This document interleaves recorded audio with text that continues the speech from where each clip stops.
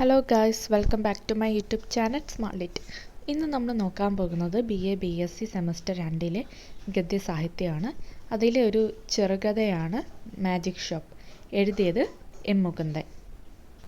സാമൂഹിക പ്രശ്നങ്ങളെ വിമർശനാത്മകമായി പ്രതിപാദിക്കുകയും നീതി നിഷേധത്തെ അപലപിക്കുകയും ചെയ്യുന്ന പല കഥകളും മുകുന്ദൻ എഴുതിയിട്ടുണ്ട്.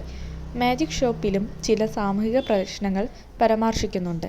ലോകത്തിൻ്റെ പല ഭാഗത്തും സഞ്ചരിച്ച് മനുഷ്യാവസ്ഥയുടെ വൈചിത്രങ്ങൾ നേരിൽ കണ്ട് ഇടയിൽ നാട്ടിൽ മടങ്ങി വന്ന സുകുമാരൻ നായരെ കേന്ദ്രീകരിച്ചാണ് കഥ രചിച്ചിരിക്കുന്നത്.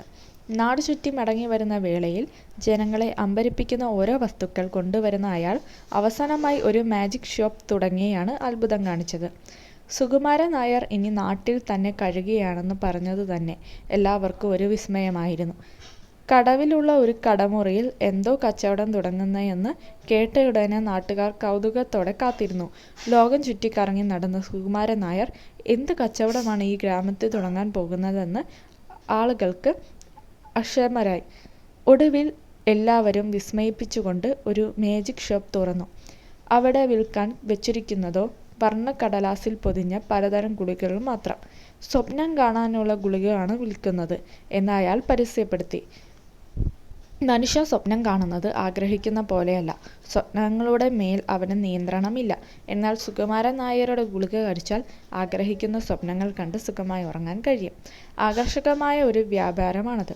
തുടക്കത്തിൽ നല്ല തിരക്കുള്ള വ്യാപാരമായിരുന്നു. എന്നാൽ നാട്ടുകാരുടെ വേവലാതി സ്വന്തം തലയിലേറ്റി നടക്കുന്ന ഉണ്ണിയാശൻ ചില ആവലാതികളുമായി സുകുമാരൻ നായരെ സമീപിച്ചു. കുരുക്കളുടെ മരുന്നു പീടികയ്ക്ക് ആരോ തീയിട്ടു. എതിരാളിയുടെ വീട് എതിർക്കൂട്ടരും കത്തിച്ചു. സുകുമാരൻ നായർ ലോകത്തിൻ്റെ പല ഭാഗത്തും സഞ്ചരിച്ചിട്ട് മതവിരുദ്ധം മൂലം കുടില് കത്തിക്കുകയും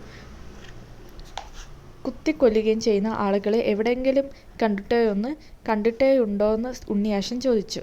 സ്വാതന്ത്ര്യദിനം സന്തോഷത്തിൻ്റെ മുഹൂർത്തമായിരുന്നു. അത് നെഹ്റുവും ഗാന്ധിയും കെട്ടിപ്പുണർത്തുന്ന നിൽക്കുന്നു.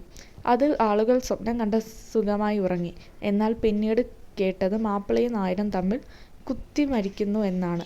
നിരന്തരം ഉണ്ടാകുന്ന കലഹത്തിന് പരിഹാരം എന്താണെന്ന് ഉണ്ണിയാശൻ സുകുമാരൻ നായരോട് ചോദിച്ചു. അയാൾ ഉപദേശിച്ചതനുസരിച്ച് ഉണ്ണിയാശൻ ഒരു ഗുളിക കഴിച്ച് ഉറങ്ങിയിട്ട് മനസ്സമാധാനം കിട്ടിയില്ല. 2 ഗുളിക എങ്കിലും വേണമെന്ന് സുകുമാരൻ നായരെ അറിയിച്ചു. പക്ഷെ സ്വപ്നം കാണാനുള്ള ഗുളിക ആണെങ്കിലും ഉറക്ക ഗുളിക പോലെ അപകടകാരിയാണെന്ന് അയാൾ മുന്നറിയിപ്പ് നൽകി. എന്ത് സംഭവിച്ചാലും വേണ്ടില്ല, മനസ്സമാധാനം കിട്ടുമല്ലോ എന്ന് കരുതി ആശാൻ ഒരു പാക്കറ്റ് ഗുളിക തട്ടിയെടുത്ത് വീട്ടിലേക്ക് പോയി. നീണ്ട നിദ്ര.